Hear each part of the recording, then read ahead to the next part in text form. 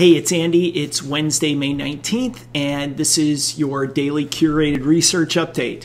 I'm doing this from my temporary office out in North Carolina, and I'm getting ready to do some mountain biking later today, so let me run through some of these. Just as a reminder, you can always get my research at andrewbush.com and follow me on Twitter at ABUSCH.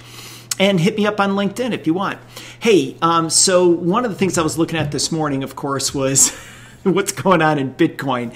This is something I've been warning people about, especially with Tesla tied to it and just the volatility that was going to occur. So China came out last night and basically they said that they're putting out a ban on their financial institutions from, and this includes banks, online payment channels, and everything. They must not offer clients any service involving cryptocurrency such as registration, trading, clearing, and settlement.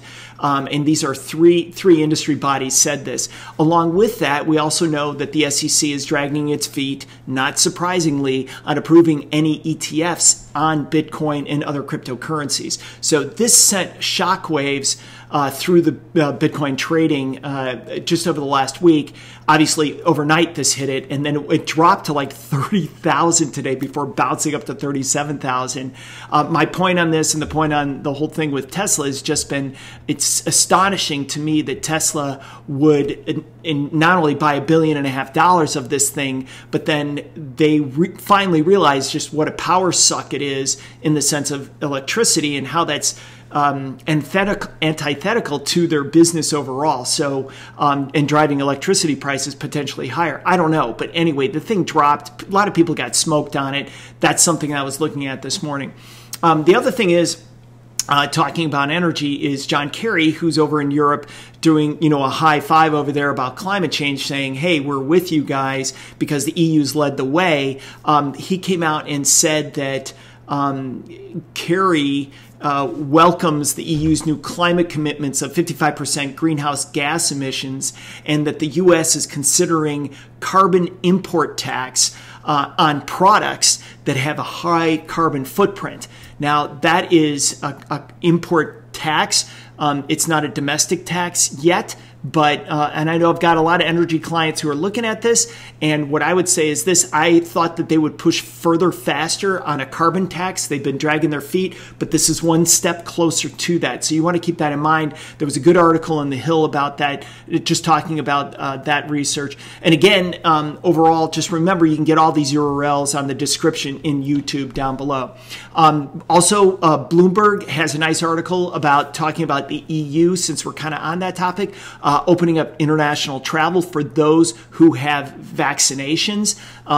Yes, this gets to that green card certificate that a lot of people are talking about, or a vaccination passport. Americans generally hate that kind of stuff, but you know what? If you want to go to Europe, or if you want to go see your kid who's spending a semester over there, hopefully, this is what you got to do. So again, it's not a political statement. It's just like, hey, this is what they're doing. You better get on board with it. And so there's a nice article in Bloomberg talking about this and what it would mean for a lot of international payment companies. I think it's so important for international travel to occur, and obviously in the leisure and tourism and hotel business, it's super important. So that comes from Bloomberg. Bloomberg also has another article like right below that about where you can fly right now, and there's a lot of there's a great graphic there showing the increase in North America on seat capacity and what's going on there. OAG has a lot of information on that, but it's another Bloomberg article.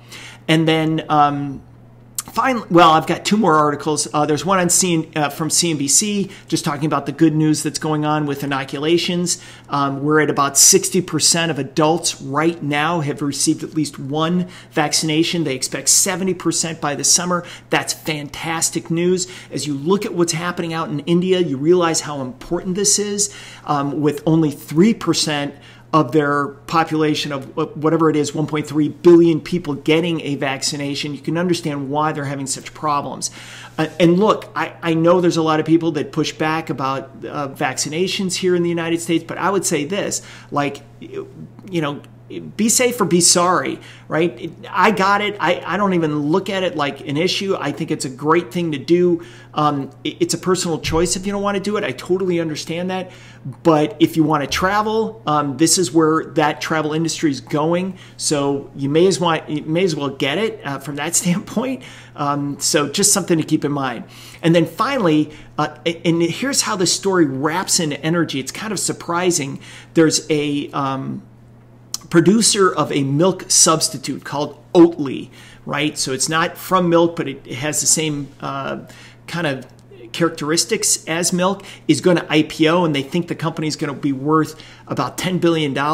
Now, this whole space is really interesting from a couple of different standpoints. Clearly, consumer demand is there for people that are dairy intolerant or need to be dairy free. This is a great segue for them. It's something that they can utilize in cream and milk, cereal, whatever they want to use it for. But also, and this is what I didn't think about until I read the article, so check it out if you get a chance, but also from an environmental standpoint, people are saying this is really important because you don't need to have those animals create the milk, the cows, right? And cows give off a lot of methane, and they're one of the biggest sources of methane across the world. So as those people that are advocating for you to eat less meat or to outlaw cows and crazy things like that, this is a way to reach that same destination without actually forcing people to not eat meat, which I think is absurd. But hey, that's where people are talking about. And maybe down the road, this is where this world goes. I don't know. Crazier things are happening. But here's what the CEO said about them IPOing. He said, "We have a bold vision for a food system that's better for people and the planet." So I leave you with that today. Just kind of one of those things that, like, unless I read it, I wouldn't have believed it. Okay, here we go. All right, you can get all my research at andrewbush.com, and you can follow me on Twitter at ABUSCH.